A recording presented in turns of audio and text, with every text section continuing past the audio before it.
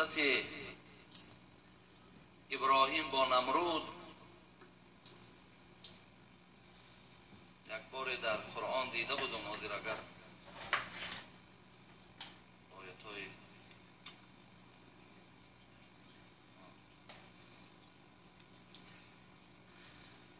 مناظره حضرت ابراهیم با نمرود سوره بقره بود است آیت 258 اذ قال ابراهیم رب الذي یحیی و یمیت قال انا احیی و امیت قال ابراهیم فإن الله يأتي بالشمس من المشرق فأتي بها من المغرب فبهت الذي كفر والله لا يهدي القوم الظالمين. صدق الله العظیم. همین مناظره ابراهیم با نمرود است. بار ابراهیم میگوید با نمرود لعین میگوید روبرو شدن. بعدا نمرود میگه پرسیدش خدای تو کیست؟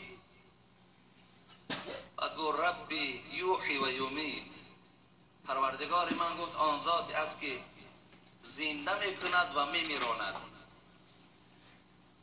نمرود گفت انا احیی و امیت، منم این کار میتونم، این کار از دست من میآید. گفت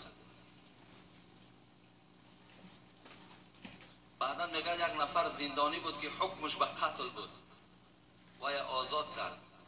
گفت رو، گفت پیش فرزنداد رو. گفت ابراهیم دیدی این همین گفت حکم قتل داشت آزادش کردم، یعنی حکم مردن داشت زندهش کردم.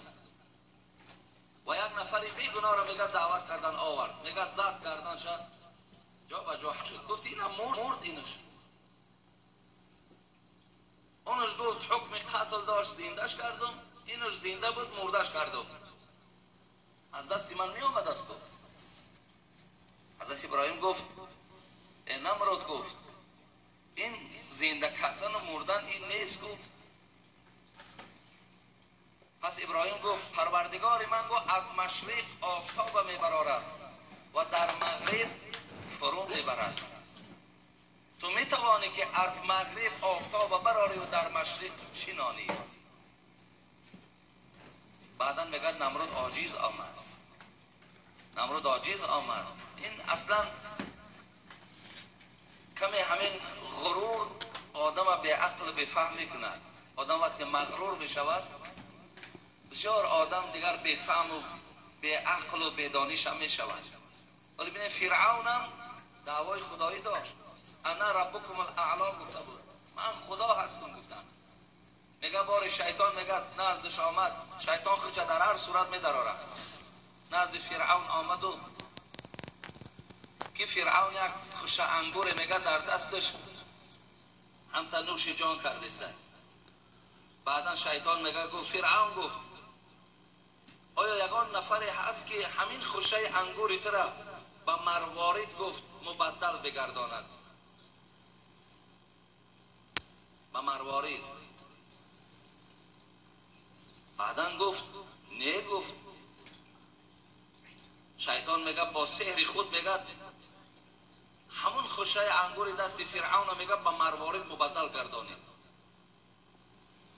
وقتی که میگه فرعون دید که انگور به مروارید مبدل گشت گفت تو گفت استادی منی. گفت فرعون گفتش گفت تو استادی من. گفت بعد شیطان گفتش که ای فرعون گفت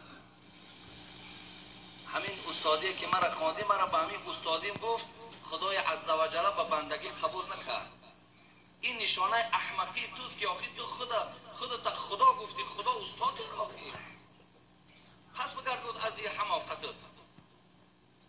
اینا مغرور بودن آخی، اینا بیفهم بودن، اینا را خداوند گمراه کردگی بود.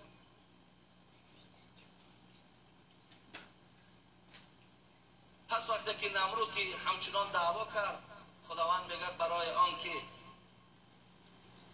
این نمرود تا که با عاجز بودن خودش اقرار شود میگه یک پشه را روان کرد. میگه که در دماغی میگه همین نمرود در آمد.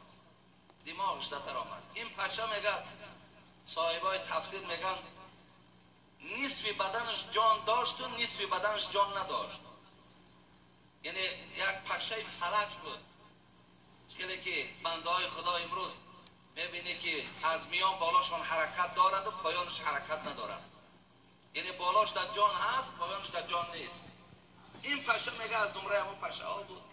آمد در دماغش در آمد و دایم با قدرت الهی میگم این پشه میگفتش ای نمرود، اگر تو زنده کننده باشی از میان پایان من جان ندارم، زنده بگردان مرا تا که من از دماغ تو به آسانی برایم تا که تو آرام یابی. او غمش میداد. و اگر میراندگی باشی نیمی بدن من جان دارد، همین نیمی بدن مرا حلاک کن تا که از سختی های من آسوده یابی.